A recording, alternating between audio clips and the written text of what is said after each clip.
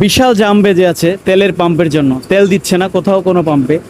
সেই সকাল থেকেই আব্বাসপাড়া জাম, এটা চট্টগ্রাম ফিলিং স্টেশন চারোদিক দিয়ে, মানে মানুষ হেঁটে যাবে এরকম কোনো নাই। প্রত্যেকটা পাম্পে ওই দিনের বেলা তেল আসে, যাদের কার্ড আছে তাদেরকে 1-1.5 লিটার করে তেল দেয়, যাদের কার্ড নাই তাদেরকে সর্বোচ্চ 10 লিটার করে তেল দেয়।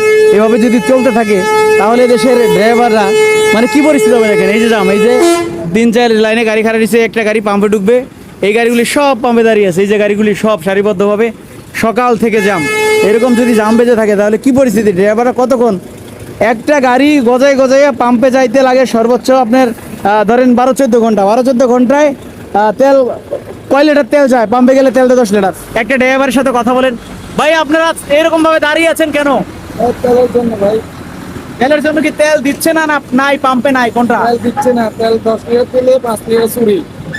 ও আচ্ছা আচ্ছা, মানে এখন তো আমাদের মন্ত্রী মহোদয় তো বলতেছে তেল এভেলেবেল স্টক আছে, তো এই তেল এগুলো কোথায়? আসি দেখে দেখে রাস্তা আসি দেখলে না বলতে পারবো তেলের সংকট কিরকম আছে না। আসলে দেখেন, তারা অফিসে বসে বসে তারা রঙের রঙের অনেক কথা বলতে পারে, কিন্তু কোথাও কোনো পাম্পে তেল নেই। প্রতিদিন যে পাম্পে তেল লাগে 20 গাড়ি, সেই পাম্পে তেল দিচ্ছে 3 গাড়ি।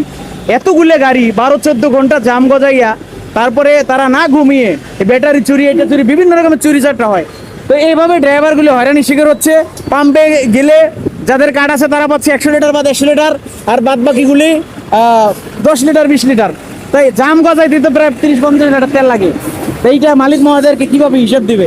আসলে মানে এই সংকট জানি না, কিন্তু সিন্ডিকেটের মাধ্যমে দেখা যাচ্ছে বিভিন্ন জায়গায় আমরা দেখতে পাচ্ছি যে আপনার গাড়িগুলা ওই যে তেল বিভিন্ন টাঙ্কিতে করে নিয়ে যাচ্ছে, স্টক রাখতেছে, বিভিন্ন জায়গায় জমা রাখতেছে। আসলে এগুলো সঠিকভাবে তদন্ত করা উচিত, পরিস্থিতি সচল করা উচিত। এরকম চলতে থাকলে মালবাহী গাড়ির ড্রাইভাররা দিন শেষে টাকা পয়সা নিয়ে ঘরে যেতে পারবে না, আর অবশেষে সবার একটা কষ্ট। দেখেন কত বড় জাম বেজে গেছে তেলের জন্য।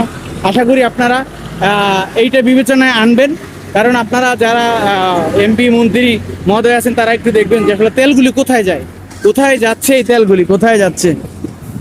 এই বিশাল জাম, বিশাল জাম।